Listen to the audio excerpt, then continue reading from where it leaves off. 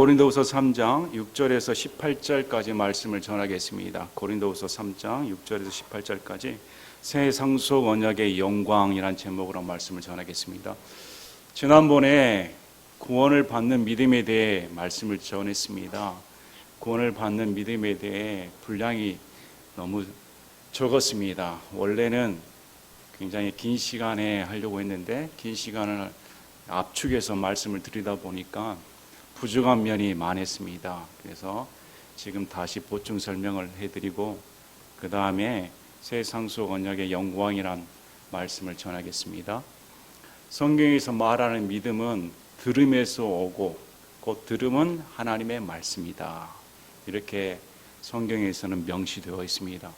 오늘 어떤 간증을 보면 말씀 한 구절이 콱 와닿았다. 이렇게 간증하는 사람들이 있는데 물론 그럴 수도 있습니다. 그러나 그것은 성경적이지 않습니다. 성경에서는 복음입니다. 예수님의 십자가와 부활의 복음을 믿고 예수님의 인격에 대해 안 다음에 내가 얼마나 예수님 앞에 있는 죄인인가 그리고 구원을 받는 것이지 성경 어느 한 구절이 마음에 꽂혔다고 그건 아닙니다. 그러면 성경에서 사랑하는 자야 내 영혼이 잘된 같이 내가 범사에 잘되고 강건해 내가 강건하고 꽂혔습니다. 그래 하나님 내가 잘되기를 원하신다. 그것이 구원받습니까? 아닙니다. 복음입니다. 복음. 예수님께서 나를 위해 죽으시고 묻히시고 부활하셨다. 여기에 대해 믿어야 된다. 말을 믿는 것이 인격을 믿는 거라고 말을 했습니다. 창세기 15장 5절 6절에 아브라함의 믿음에 대해 나옵니다. 하나님께서 그를 밖으로 데려나가 하늘에 있는 별들을 셀 수 있거든 세어보아라. 내 씨가 그와 같게 되리라. 창세기 15장 6절에 아브라함이 주를 믿음에 하나님께서 그에게 의롭다 여기셨다. 봐봐요. 하나님께서는 아브라함에게 약속의 말씀을 전해 주었습니다. 그랬더니 15장 6절에는 그게 주를 믿었다 이렇게 말합니다. 주의 약속의 말씀을 믿는 것이 주를 믿는 것이다. 그러면 아브라함이 주를 믿은 그 하나님은 누구십니까?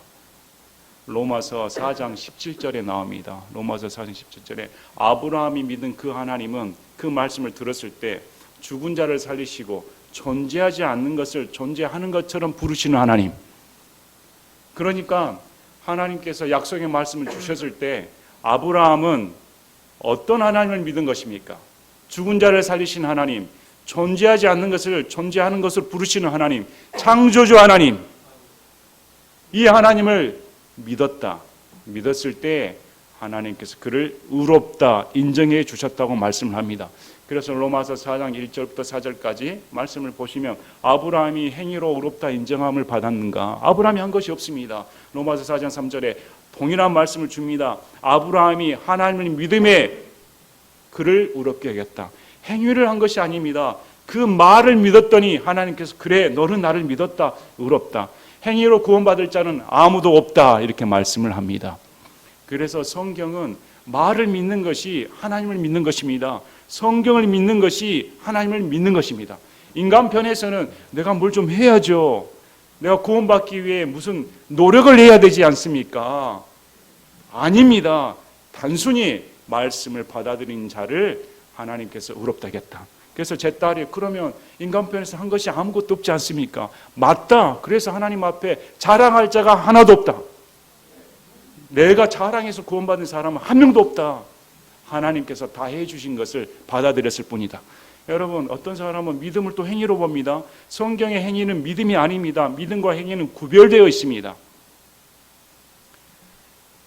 제 딸이 고등학교 이제 막내딸이 고등학교에 들어갔습니다. 그랬더니 제 아내가 고생하게 생겼습니다. 아침에 일찍 밥 차려야 되니까. 우리 어렸을 때는 우리 부모님들이 아침에 새벽같이 일어나 도시락 2개를 싸줬습니다. 야간 자율학습까지 해야 되니까. 그러면 부모님이 얼마나 고생할 거예요. 어머님이 새벽같이 일어나 그것도 매일 도시락 2개를 챙겨주면 얼마나 고생하시겠습니까? 반찬도 달라야 되는데. 근데 저도 마찬가지였습니다. 저희 어머님이 아침 일찍 일어나 제 고등학교 갈 때 도시락 2개를 아침에 일찍 차려줍니다. 그럼 챙기고 갑니다. 저는 도시락 싸는데 일주한 것이 하나도 없습니다.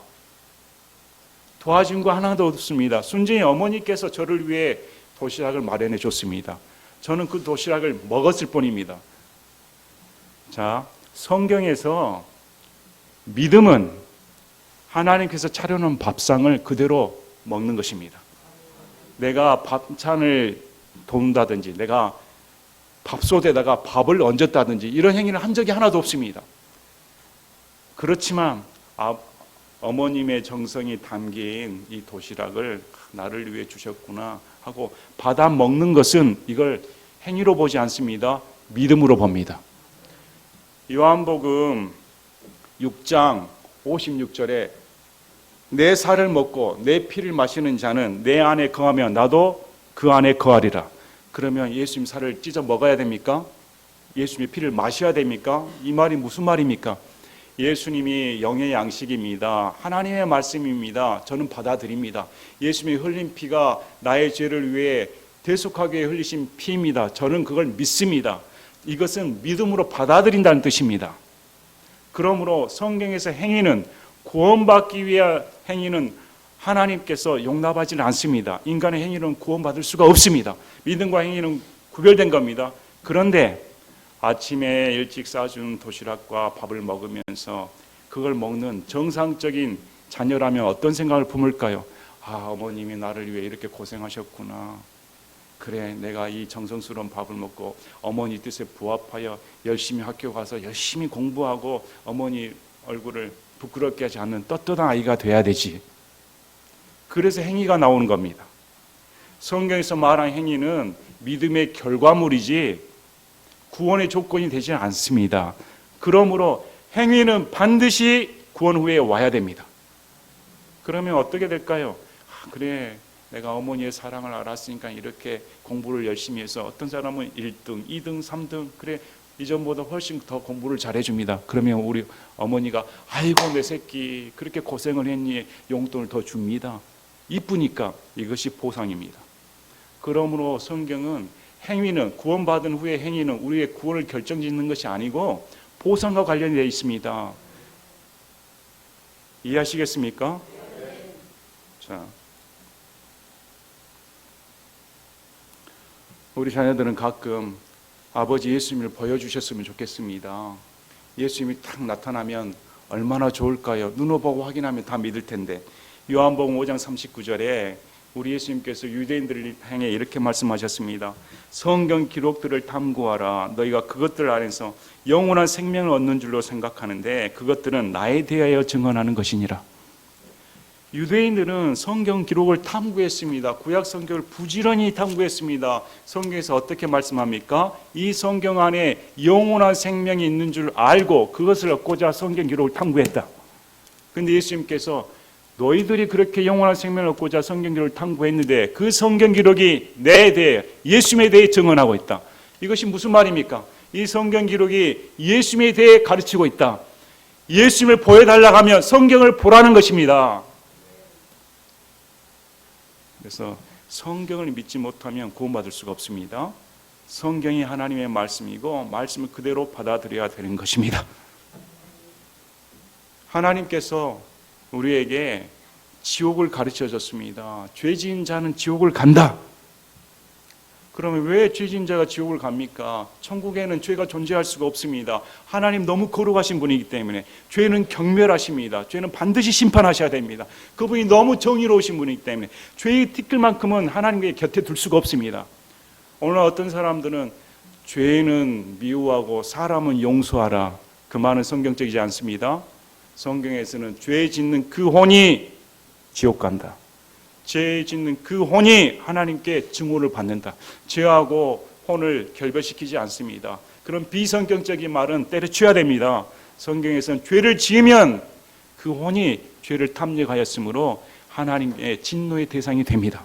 그래서 이 죄 문제가 해결되지 않고서는 천국에 갈 수가 없습니다. 그래서 유일한 방법은 로마서 5장 1절에 우리가 믿음으로 의롭다 인정함을 받았으니 주 예수 그리스도를 통해 하나님과 화평을 누리는도다. 믿음으로 받아들여 하나님께서 너는 의롭다, 죄가 없다 인정해 주겠다. 그래서 우리 주 예수님을 통해 하나님과 진노의 관계가 아니라 원수 관계가 아니라 이제 화평을 누리게 되었다. 이렇게 말씀을 합니다. 어떤 사람이 그쪽으로 가시면 안 됩니다. 그쪽에 가시면 당신이 보지 못하는 구덩이가 있습니다. 거기 떨어지면 죽습니다. 무슨 소리입니까? 나는 어차피 이쪽 길로 가려고 했는데 구덩이는 보이지 않습니다. 가다가 죽어버리면 누구 잘못입니까? 그 말을 무시하고 간 사람이 잘못입니다. 그 사람은 분명히 말을 해줬습니다. 그쪽으로 가면 구덩이에 빠져 죽는다. 그러면 그 말을 믿은 사람은 살 것이고 믿지 않는 사람은 죽는 것입니다. 우리 하나님께서 지옥을 만드셨습니다. 이 지옥은 인간들 위해 만든 것이 아닙니다. 한 사람도 지옥 가기를 원치 않으냐 하신 분이 하나님이십니다. 지옥은 마귀와 그 사자들 심판하게 만든 곳입니다. 그런데 사람들이 하나님을 믿지 않고 마귀의 말을 따라 세상적이 되어 마귀의 종이 되어 마귀와 함께 지옥 가는 것입니다. 그러면 이것이 하나님 잘못입니까? 하나님은 살 길을 예비해 주셨습니다. 너희들이 지옥 가는 것을 내가 원치 않는다. 예수만 믿으면 내가 천국 가게 해주겠다. 그래서 믿음으로 의롭게 되어 하나님께 갑니다.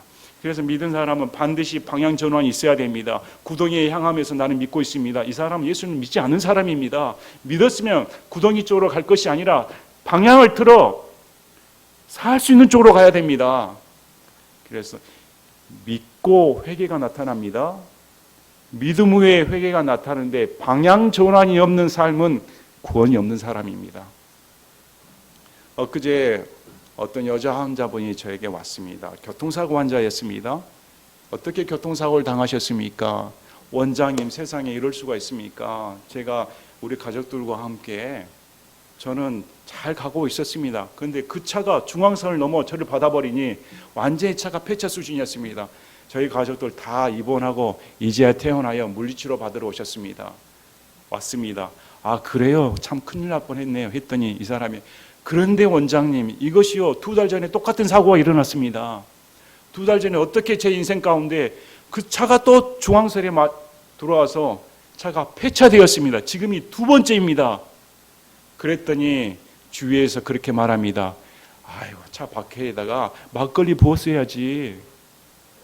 차 밖에다 막걸리 안 부으니까 사고가 연급 2번이나 났지. 원장님, 듣고 보니 그 말이 맞습니다. 어떻게 2달 동안 차가 2번이나 연속 폐차할 수가 있습니까? 똑같은 사건으로. 제가 깨림칙하여, 예수님 믿으십니까? 예, 저는 예수님 믿습니다. 그래서 크게 호통을 쳤습니다. 예수님 믿는 사람이 차 밖에다가 막걸리를 부은다고요? 예수님 믿는 사람이 교통사고가 10번, 100번, 1000번 똑같이 반복되더라도 그런 짓은 해서는 안 됩니다. 그건 예수님을 믿지 않는 사람입니다. 어떻게 예수님 믿는 사람이 점을 보러 다닙니까? 어떻게 교회 다니는 사람이 점이 어쩌다, 사주가 어쩌다 이런 말 합니까? 교회 다닌다는 말 하지 마시길 바랍니다. 예수님 믿는다는 말을 해서는 안 되는 것입니다. 그러므로 예수를 믿는다 하면 믿은 그대로 행동이 나옵니다. 삶의 방향이 전환이 될 수밖에 없습니다. 우리 사도행전 16장 14절에 루디아가 구원받는 사건에 대해 다시 한번 살펴보겠습니다. 이 루디아가 사도 바울이 전한 복음을 들었더니 주께서 그의 마음의 문을 여심으로 그녀가 주의 말에 귀를 기울이더라. 자, 이 말씀은 성령님의 역사에 대해 말합니다. 우리 구원의 역사는 전적인 성령님의 역사입니다. 성령님께서 말씀을 통해 우리의 마음을 세차게 두드립니다. 말씀을 통해 우리의 마음 가운데 강팍해진 마음을 열도록 도와주십니다. 그러나 그 말씀을 받은 자가 거절해버리면 어쩔 수가 없습니다. 그러나 자꾸 들으려 하고 사모하고 하면 하나님께서 더 큰 역사를 일으켜 주어 우리 마음을 열어주시고 우리 마음 가운데 내주하십니다. 성령의 역사가 없이는 여러분의 구원의 역사는 절대 일어날 수가 없습니다. 그래서 제 마음은 이렇게 답답한데요, 제 마음이 이렇게 열리지 않는데요, 그러면 하나님께 기도하시기 바랍니다. 주여, 저의 믿음 없음을 도와주시길 바랍니다. 저는 정말 간파갑니다.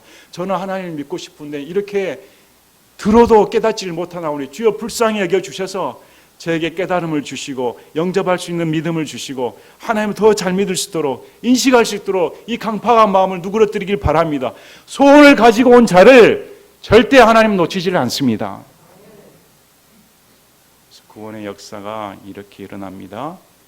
들음에서 온 말씀을 영접을 하고 믿은 다음에 회개가 옵니다. 회개하고 믿는 것이 아닙니다. 믿어야 회개할 거 아닙니까? 믿고 회개한 후에 방향 전환이 일어나 구원이다. 이렇게 성경은 말씀을 합니다. 그래서 다시금 우리 교회가 구원이 무엇인지 참 전적인 하나님의 은혜이구나. 전적인 주님의 은혜에 있어서 내가 자랑할 것이 없구나. 이렇게 확실히 하는 여러분이 되시길 바랍니다. 자, 오늘 이제 고린도후서 3장 6절에서 18절까지 말씀을 보시는데 제가 고린도 전후서 말씀을 전하면서 참 사도 바울의 심정을 많이 배웁니다. 사도 바울이 무엇이 부족해서 이런 막 나가는 고린도 성도들을 가르치고 섬겨줄까? 정말 사도 바울이 무엇이 부족해서 이 사람들을 가르칠까? 저도 동일한 심정입니다. 제가 무엇이 부족해서 여러분들을 가르치고 섬겨야 됩니까? 제가 왜 마음고생해야 됩니까? 제가 왜 여러분들의 그런 언행을 보고 참아야 됩니까? 이런 마음들이 사도 바울의 마음에 녹아져 있습니다. 그 이유가 뭘까요? 오늘 보시면 우리 사도 바울이 영의 직무를 갖는다. 의의 직무를 갖는다. 사람을 살리는 일을 하고 있다. 거기에 대한 자부심을 가지고 있었습니다. 거기에 대한 사역을 책임을 느끼고 있었습니다. 본인이 전한 복음 선포에 사람이 지옥 가냐 천국 가냐가 결정되기 때문에 이보다 더 중요한 직무가 있을까? 그래서 이 사역을 맡았으므로 낙심하지 아니하고 하나님의 복음을 전한다. 이렇게 말씀을 합니다. 그래서 이 말이 저에게 참 위로가 되었습니다. 제가 인정받으려고 복음을 전한 것이 아니고 제가 위로받으려고 전하는 것이 아니고 제가 여러분에게 섬김을 받으려고 전하는 것이 아니고 이 복음이 사람을 살리는 영의 직무이기 때문에 감사함으로 전해야겠다. 이 마음을 품은 겁니다. 그래서 여러분들도 오늘 말씀을 보면서 우리가 얼마나 큰 중차대한 직무를 가지고 있는가 깨달으시기를 바랍니다. 6절에 그분께서 또한 우리를 세상 속 언약의 유능한 사역자로 삼으시되 글자의 사역자가 아닌 영의 사역자로 삼으셨나니 이는 글자는 죽이되 영은 생명을 주기 때문이라. 세상 속 언약에 대해서 나옵니다. 마태복음 26장 28절에 주의 만찬에 우리 예수님께서 잔을 드시며 이 잔은 죄들의 사면함을 위해 내가 흘린 피다. 이렇게 말씀을 합니다. 이 피가 곧 새 상속 언약이다. 히브리서 9장 16, 17절에 상속 언약이 있는 곳에는 반드시 언약하는 사람이 죽어야 된다. 이렇게 말씀을 합니다. 맞습니다. 언약을 해준 사람이 죽어야 그 유언이 언약 대상자에게 전달되지 않겠습니까? 그러므로 신약은 언제부터입니까? 예수님의 죽으심 이후부터입니다. 빨간색이 아닙니다. 마태복음부터가 아닙니다. 예수님의 죽으심 이후부터 신약입니다. 이 새 상속 언약이란 말은 구언약이 있다는 것입니다. 구언약은 그림자에 불과합니다. 새 것이 오면 옛날 것은 없어져 버립니다. 물러가 버렸습니다. 새 것과 옛 것이 공존할 수는 없습니다. 그래서 사도 바울은 새 상속 언약이 무엇인가 이렇게 가르칩니다. 이 새 상속 언약의 유능한 사역자로 삼았다. 참 바울은 유능합니다. 새 상속 언약을 증언하는데 바울만큼 뛰어난 자가 있을까요? 유능했습니다. 글자의 사역자가 아니다. 이 글자는 율법을 말합니다. 구약을 말합니다. 그래서 글자는 죽인다. 율법은 사람에게 사망 선고를 내립니다. 율법을 지키면 지킬수록 사람은 죽어나갑니다. 율법을 지켜서 의롭다 될 자가 한 사람도 없습니다. 그러나 영은 살린다. 성령의 역사는 살린다는 것입니다. 새 상속 언약은 성령의 역사로 비롯됩니다. 여러분의 구원의 역사는 완전한 성령님의 역사입니다. 자, 7절에 그러나 돌들에 서서 새긴 사망의 직무에도 영광이 있어서 이스라엘 자손들이 모세의 얼굴의 영광 곧 없어질 영광을 인해 그의 얼굴을 똑바로 쳐다볼 수 없었거든. 이것은 출애굽기 34장 29절에서 35절까지 나오는 말씀입니다. 하나님께서 십계명을 주십니다. 하나님께서 십계명을 주셨는데 십계명을 들고 올 때 백성들이 참지 못하고 모세가 오랫동안 지체하니까 참지 못해서 금송아지를 섬깁니다. 그래서 출애굽기 32장 28절에 하나님께서 진노하셔서 다 죽이라고 명령합니다. 그래서 율법을 가져온 날 죽임을 당한 숫자가 3,000명이었다. 출애굽기 32장 28절에 나옵니다. 반면에 오순절 사건 이후에 구원받은 수가 사도행전 2장 41절에 구원받은 혼이 3,000혼이었다. 이렇게 성경은 말씀을 해줍니다. 율법에 대한 그 대가가 3,000명이 죽어나갔습니다. 그러나 성령의 역사는 3,000혼이 살아나는 죽음과 삶에 대해 성경은 제시를 해줍니다. 율법은 사망 선고를 내립니다. 율법은 죄를 가르칩니다. 법을 통해 내가 죄인이라는 사실을 깨닫습니다. 그 죄의 대가는 사망이다. 지옥 갈 수밖에 없다고 말합니다. 그러나 새 상속 언약의 피는 생명을 가져다 줍니다. 죽음을 가져다 주질 않습니다. 믿기만 하면 다 살려준다.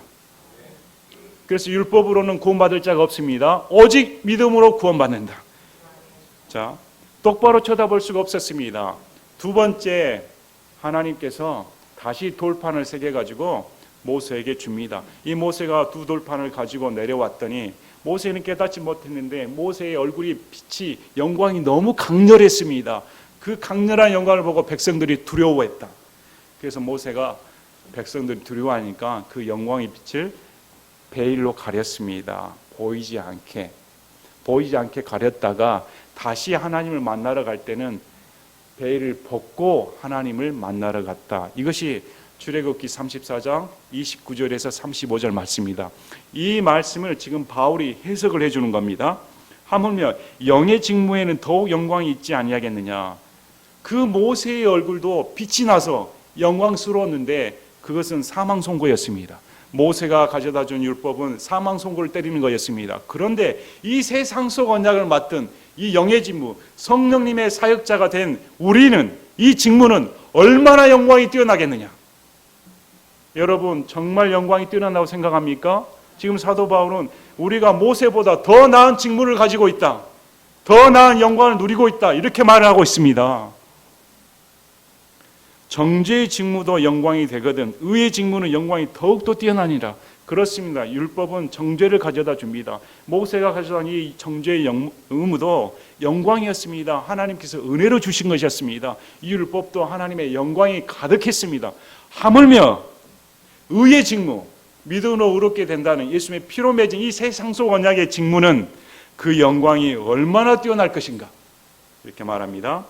영광스럽게 된 것조차 이 점에서 영광을 갖지 못한 것은 더 뛰어난 영광으로 인함이라. 율법의 영광스러움보다 이 영광이 더 덜한 것은 영의 직무, 생명의 직무, 의의 직무인 이 믿음의 언약으로 인한 이 직무가 이 영광이 더 뛰어나기 때문에 비할 바가 아니다 이렇게 말합니다. 없어진 것에도 영광이 있었거든 남아있는 것에는 더욱더 영광이 있느니라. 없어진 것은 무엇입니까? 율법입니다. 우리 예수님께서 율법의 끝마침이 되어 율법의 모든 조건을 만족시켰으며 이제 예수 그리스도 안에 있는 자는 율법 외에 정죄받지 않는다고 성경은 말씀합니다. 그리고 그 율법은 폐해졌다, 없어졌다 말씀을 합니다. 그러므로 신약교회를 하는 우리 신약 성도들은 율법과 결별해야 됩니다. 율법에 있는 11조, 제사, 안식일, 날, 준수 이 모든 것들은 다 집어치워버려야 됩니다. 새 것이 왔습니다. 예수님께서 이 모든 것을 이루셨습니다. 실체가 왔습니다. 이 실체에 영광이 뛰어나다. 성경 분명히 율법이 없어졌다고 제시를 합니다. 그러므로 예수 그리스도 안에 있는 자는 얼마나 큰 영광을 누리고 있는가, 얼마나 큰 감사를 누리고 있는가 이렇게 말합니다. 그런즉 우리에게 이러한 소망이 있으므로 우리는 매우 분명한 말을 상용하며 이 소망이 있으니까 매우 분명하게 말을 전한다. 여러분, 여러분의 소망이 분명합니까? 누가 여러분에게 물을 때 정말 여러분이 믿는 하나님, 그 예수님이 여러분에게 어떤 분입니까? 할 때 이렇게 분명하게 말할 수가 있습니까? 저는 예수님 때문에 구원을 받아 영원한 생명을 얻어 하나님께 의롭다 인정을 받아 하나님과 영원한 삶을 누릴 수 있는 그런 존재가 되니 얼마나 감사합니까? 여러분 그런 영광을 누리고 있다고 생각하고 계십니까? 훨씬 뛰어난 영광을 누리고 있다. 이렇게 말씀을 합니다. 자, 이스라엘 자손들이 이미 사라진 것의 마지막을 똑바로 볼 수 없게 하려고 모세가 자기 얼굴을 베일로 가린 것 같이 하지 아니하노라. 자, 이 말씀은 이 모세가 이스라엘 백성들이 자기 얼굴에 빛의 영광이 사라질까 봐 그걸 숨기기 위해 베일을 가렸다고 말합니다. 백성들이 두려워한 경우도 있었지만 자기에게 있는 영광이 사라질까 봐 이걸 숨기기 위해 계속 영광이 존속한 것처럼 보여주기 위해 베일로 가렸다. 우리는 그런 행동하지 않는다. 왜? 이것이 모세는 이 영광이 사라질 걸 알았습니다. 얼마 가지 못할 걸 알았습니다. 그러나 이 새 상속 언약, 이 영의 직무, 이 영광은 사라지지 않는다고 말을 합니다. 가릴 필요가 없습니다. 남에게 숨길 필요가 없습니다. 구원받은 것, 구원받은 우리 성령님의 역사는 숨길 필요가 없습니다. 영원한 것이기 때문에. 그러나 그들의 마음이 가려졌으니 이는 이날까지 예상속 언약의 말씀을 읽을 때 바로 그 베일이 벗겨지지 않은 채 남아있기 때문이라. 그 베일은 그리스도 안에서 없어졌으나 그런데 그들의 마음이 가려져 가지고 이날까지 구약 말씀을 볼 때 이 구약은 분명히 예수님에 대해 증언한다고 말을 했는데 그리스도를 찾지 못하고 여전히 가린 눈으로 말씀을 보고 있다. 이렇게 말을 합니다. 저와 제 집사람이 한 20년 전에 제주도 여행을 갔습니다. 공항에서 딱 내렸더니 날씨가 왜 이렇게 흐린지요. 아이고, 제주도 날씨가 원래 이렇게 흐린가? 한참 차를 운전하고 여기저기 관광하고 마음도 할 겸 딱 갔는데 이제 날씨 밝을 때도 됐는데 오늘 날씨가 분명히 개에 있다고 하는데 왜 이렇게 흐리지? 거울을 보고서야 알았습니다. 선글라스 끼고 있다는 것을. 둘 다 그전에는 몰랐습니다. 아, 날씨가 원래 흐린 모양이다. 선글라스를 벗으니까 너무 화창한 날씨였습니다. 자기가 쓴지도 모르고 보고 다녔다. 지금 그거하고 동일합니다. 왜 그렇게 베일을 가려가지고 그리스도의 존재를 모르고 그렇게 한다. 이렇게 말합니다. 그 베일은 그리스도 안에서 없어졌으나 그 베일은 없어져 없습니다. 예수님 안에 있으면 예수님으로 말미암아 하나님께 직통으로 나가기 때문에 베일이 필요 없습니다. 이날까지도 그들이 모세의 글을 읽을 때 그 베일이 그들의 마음을 덮고 있도다. 그럼에도 불구하고 그들의 마음에 주께로 돌아서면 그 베일이 벗겨지리라. 자, 모세가 백성들에게 영광을 보여주지 못하기 위해 베일을 가렸습니다. 그러나 다시 하나님을 만나러 갈 때는 베일을 벗고 갔습니다. 마찬가지로 말합니다. 우리가 그리스도로 돌아서면 그 베일이 벗겨 하나님을 만난다고 지금 사도 바울이 말을 하고 있습니다. 그런데 전제 조건이 있습니다. 그들의 마음이 주께로 돌아서면 어떻게 하라고 말합니까? 누가 책임자입니까? 각자가 돌아서야 됩니다. 돌아서는 것은 각자가 해야 할 일입니다. 하나님께서는 지옥 가기를 원치 아니하십니다. 하나님께서 한 사람도 지옥 보내기를 원치 아니하십니다. 한 사람이라도 지옥 보내고자 하는 사람은 누구입니까? 마귀입니다. 마귀는 어떻게 하든지 한 사람을 파멸시키고자 합니다. 하나님은 어떻게 하든지 한 사람이라도 지옥 보내기를 원치 아니하십니다. 그래서 예수님이 십자가에 달리신 것입니다. 그런데 어떻게 창세 전에 예비를 해서 유기를 시켰다. 그 하나님은 성경에 있는 하나님이 아니라 차라리 마귀입니다. 그런 하나님은 성경에 존재하지 않습니다. 여러분 양심을 얻고 눈을 뜨고 한번 보시길 바랍니다. 지옥 가는 것은 하나님이 정해서 가는 것이 아니라 자기가 선택해서 가는 것입니다. 돌아서는 것은 자기가 돌아서야 되지 돌아서지 않는 사람을 하나님께서는 어떻게 할 수가 없습니다. 왜 어떻게 할 수 없습니까? 하나님께서 선택의 자유를 줬는데 그 사람이 나는 하나님과 하기 싫습니다. 그것을 존중해 주는 것입니다. 그래서 돌아서야만이 그 베일이 벗겨진다. 자, 그런데 주께서는 그 영이시니 주의 영께서 계신 곳 거기에는 해방의 자유가 있느니라. 율법은 속박하였습니다. 꼼짝 못하게 만들었습니다. 그러나 이 영의 직무, 성령님의 역사는 율법의 속박에서 벗어나 하나님의 영의 자유함의 극치를 누리게 해줍니다. 그래서 로마서 8장 이전에 예수 그리스도 안에 있는 자, 그 자에게는 더 이상 죄와 사망의 법이 속박할 수가 없습니다. 이는 성령님의 법이 우리를 죄와 사망의 법에서 해방시켜 주셨기 때문이다. 이렇게 말씀을 합니다. 더 이상 갈라디아서 5장 1절에도 더 이상 속박의 멍에를 매지 말라. 예수 그리스도에 있는 영이 우리를 해방시켜 주셨다. 이렇게 말씀을 합니다. 그래서 이 율법을 지키고 종교적인 노력을 하는 사람들은 꾸준히 그냥 거기에 얽매여 버립니다. 교회에 다니고 이 율법의 노예가 된 사람들은 11조 내지 않으면 벌을 받을까? 내가 무엇을 해야 하나님께 어쩔까? 율법을 지켜서 의롭게 되고자 하는 노력을 합니다. 꼼짝 못하게 됩니다. 그러나 예수 그리스도 안에서 믿음으로 의롭게 된 자는 그 은혜가 감사하여 행위가 나옵니다. 청소를 하고 화장실 청소를 하고 새벽마다 와서 기도를 하고 헌금을 하고 이 모든 것이 너무 즐겁습니다.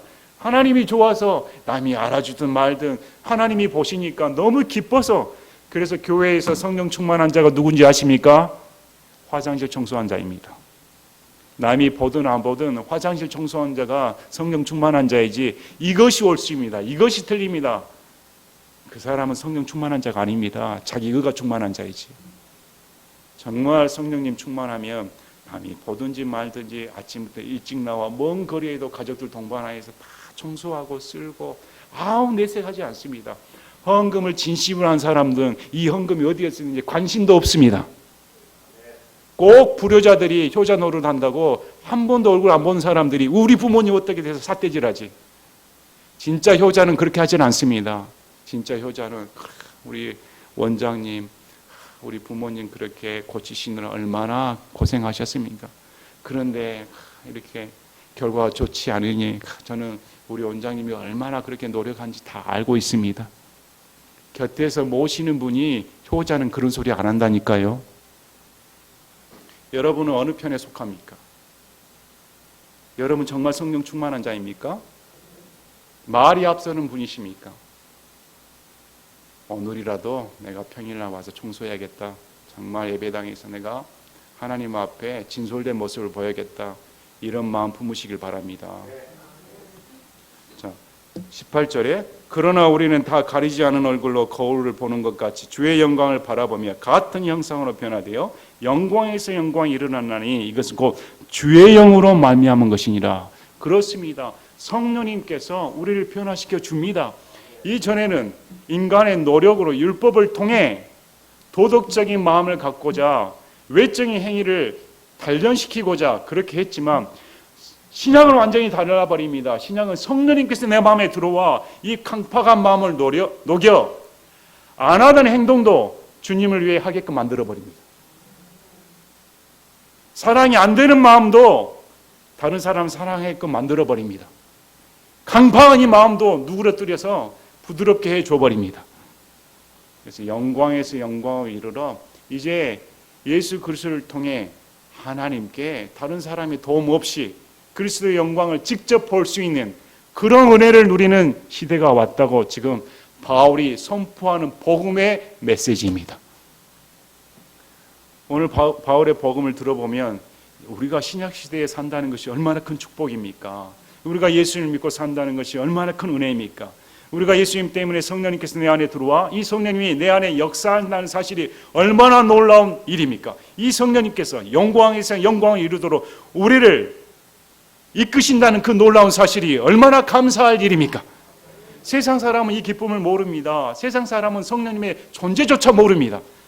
그러나 예수님을 믿는 사람은 이 성령님께서 학교를 가든지 직장 생활을 하든지 어딜 가든지 간에 이 성령님이 내 안에 들어와 이 성령님과 동행하며 늘 찬송을 부를 수 있고 늘 기뻐할 수 있으며 어떤 고난이 와도 하나님 한 분만 의지할 수 있는 그런 놀라운 축복의 맛을 느낄 수가 있습니다.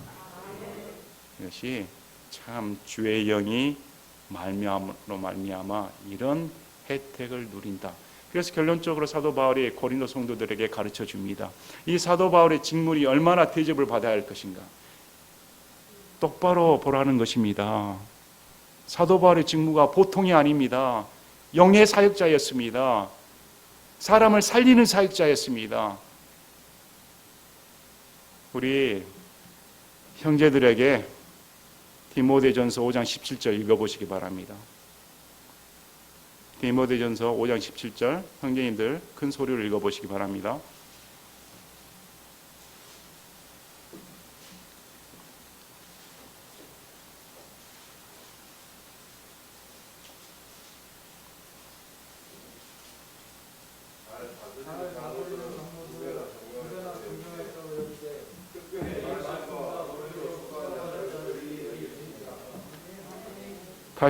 다시 읽어보시길 바랍니다.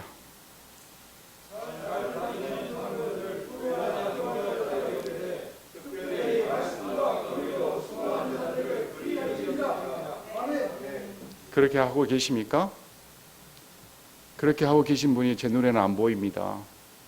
이제 그렇게 하실 겁니까?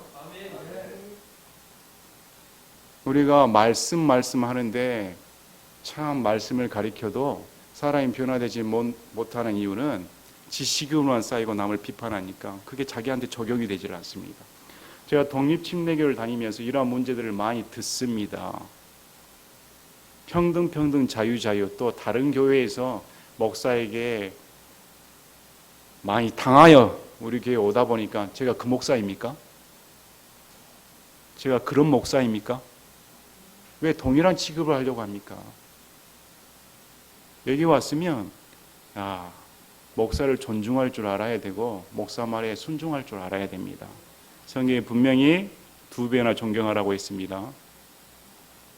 제가 이 말은 여러분에게 어쩔 수 없이 드리는 말씀입니다. 왜 사도 바울이 이런 말을 적었을까요? 그만큼 사람들이 교만하여 듣지는 않습니다. 독립침례교회도 이것이 확립이 돼야 됩니다. 정말 목사를 존중해야 되고 질서가 있어야 되며 평등이 아니라 목사에게 복종하여 목사를 도와주는 그런 동역자들이 되어야 됩니다. 아시겠습니까? 사도 바울이 분명히 제시를 합니다. 사도 바울이 내가 영의 직무를 맡고 생명의 직무를 맡았으므로 너희들이 존중히 여기라는 것입니다. 우리가 오늘 말씀을 보시면서 다시금 하나님 말씀을 잘 믿어야겠다. 정말 이것이 내 생활 가운데 들어와 하나님을 잘 섬길 수 있는 그런 신앙이 되어야겠다. 이렇게 생각하시길 바랍니다. 아멘. 제가 기도하고 마치겠습니다.